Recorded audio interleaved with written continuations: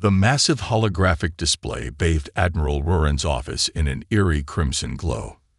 After 30 years of maintaining the containment barrier around Earth, this was the first time he'd seen the emergency protocols activate. His crystalline exoskeleton reflected the pulsing lights as he studied the data streaming across multiple screens. "Impossible," he whispered, mandibles clicking in agitation. The barrier, a masterwork of Zentriax engineering designed to keep humanity quarantined within their solar system, had been breached. Not just breached, shattered with surgical precision. "Admiral," First Officer Kelvin's voice crackled through the comm. "The human vessel. It's unlike anything in our database. The energy signatures are completely foreign to our sensors." Roran moved to the observation deck, his crystalline legs clicking against the polished floor. Through the reinforced viewport, he could see the human ship, a sleek obsidian craft that seemed to drink in the starlight. Blue energy rippled across its hull in patterns that defied Zentriac's understanding. The vessel had appeared without warning, piercing the barrier network as if it were made of gossamer. Now it hung in space, motionless, broadcasting a simple message on all frequencies. "The cage is broken. The children have grown up. Time for a family reunion." The message's implications chilled Roran to his core. When the Zentriacs had first discovered Earth 50 years ago, they'd found a species marked by violence and unpredictability. The resulting containment policy had been deemed necessary, a temporary measure until humanity matured. But they had gravely miscalculated. "Sir," Kelvin interrupted his thoughts, "we're detecting similar energy signatures throughout the barrier network. The breach, it's spreading." Roran accessed the tactical display. The barrier's failure was cascading across multiple sectors, creating gaps large enough for an entire fleet to pass through. This wasn't an escape attempt. It was a precisely calculated strike.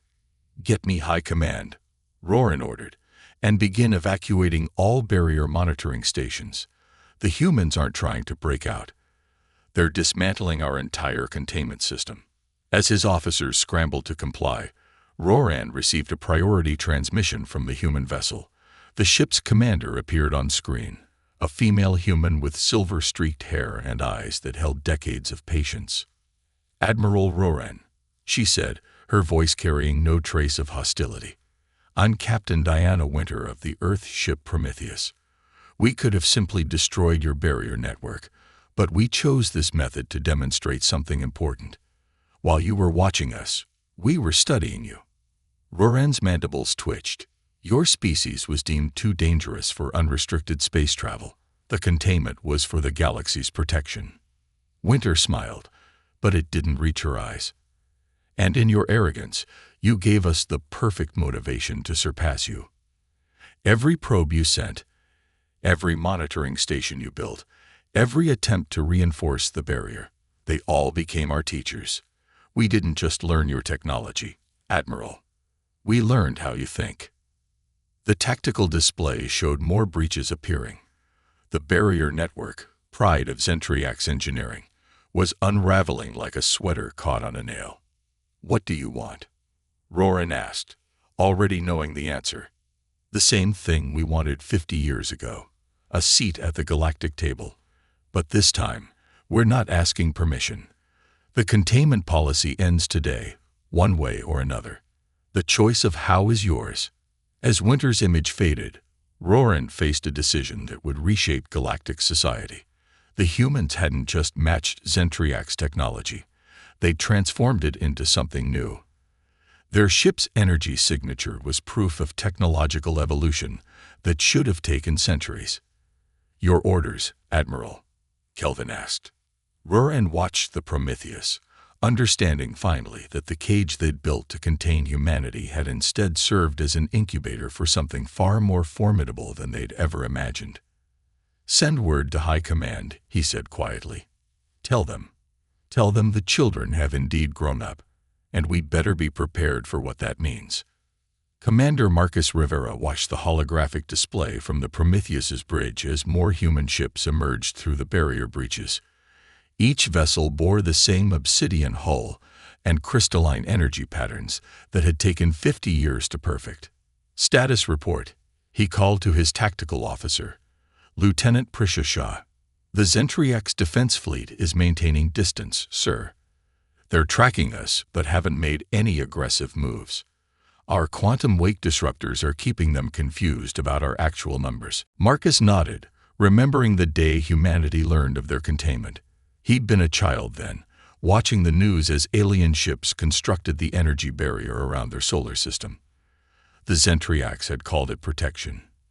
His parents, both quantum physicists, had called it a challenge. Captain Winter is signaling from the lead squadron, Prisha announced. Operation Starbreak is proceeding as planned. The operation represented decades of preparation. While the Zentriax watched humanity through their barrier, humanity had watched back, learning, adapting, evolving. Every probe they sent became a learning opportunity. Every attempt to strengthen the barrier provided new insights into their technology. New contact, Prisha reported. Zentriax diplomatic vessel requesting approach vector. The massive screen showed a crystalline ship, elegant but outdated by human standards. Marcus allowed himself a small smile. The Zentriax were finally beginning to understand their mistake. Permission granted, he responded. Maintain quantum shields at standby. Let's show them we can be civilized. The diplomatic vessel docked with practiced precision. Through the connection tube came High Counselor Jarax, his crystalline form catching the light from the Prometheus's advanced systems. Commander Rivera, Jarax began, mandibles moving carefully around the human words. Your species has surprised us. That was your first mistake, Counselor. You saw what you expected to see. Primitive beings trapped in their own solar system.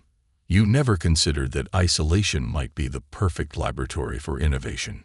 Marcus gestured to the ship around them. The quantum crystal matrices that powered their engines were based on Zentriax technology, but evolved far beyond their original design. The same principles that had built the containment barrier now powered humanity's liberation.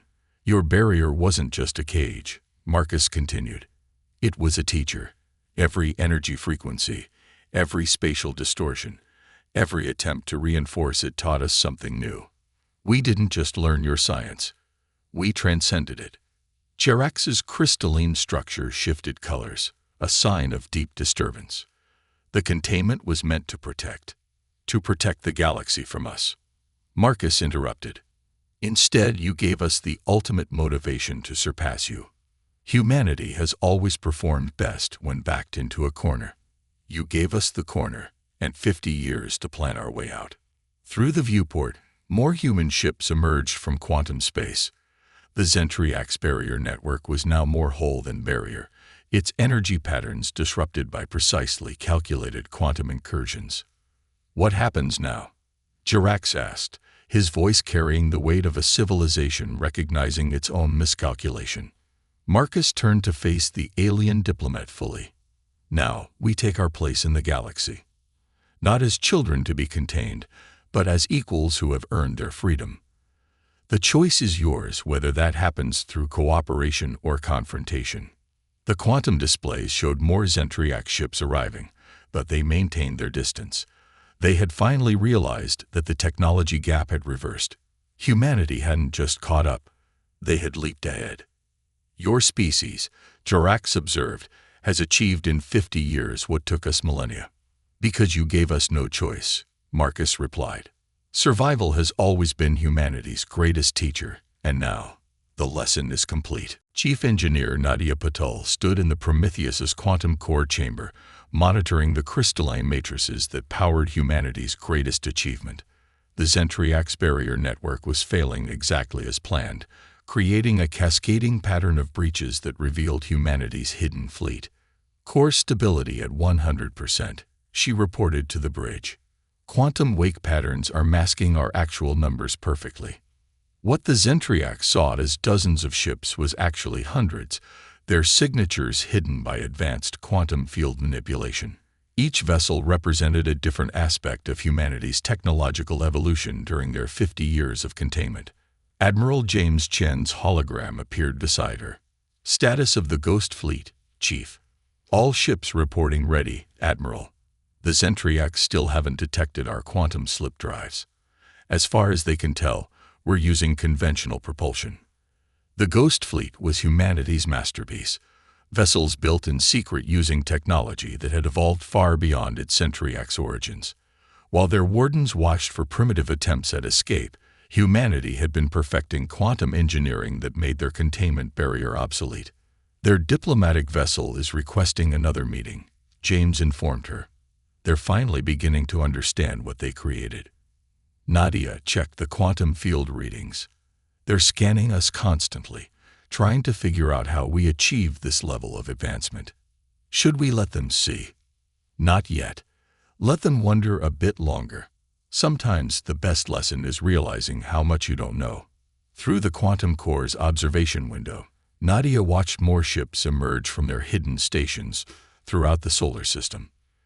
The Zentriacs had been so focused on keeping humanity contained, they'd never considered that the containment zone might become something else, an advanced research and development facility spanning an entire star system. New contact. The tactical officer's voice came through the comm. Large Zentriacs battle group approaching the outer breach points. Nadia smiled. They still think this is about breaking free. They haven't realized we could have left any time in the past decade. The quantum core pulsed with blue energy, its crystalline structure incorporating principles that had taken the Zentriacs millennia to discover. Humanity had recreated and improved upon their technology in mere decades, driven by the very restrictions meant to contain them. Multiple quantum signatures detected, Tactical reported. They're trying to reinforce the barrier network. Let them try, Nadia responded, watching the energy patterns. Every attempt to contain us just proves how far we've come. Their quantum field technology is generations behind ours now. The battle group's efforts to seal the breaches failed spectacularly as human ships simply phased through their reinforced barriers. The quantum wake disruption fields made it impossible for them to determine the fleet's true size or capabilities.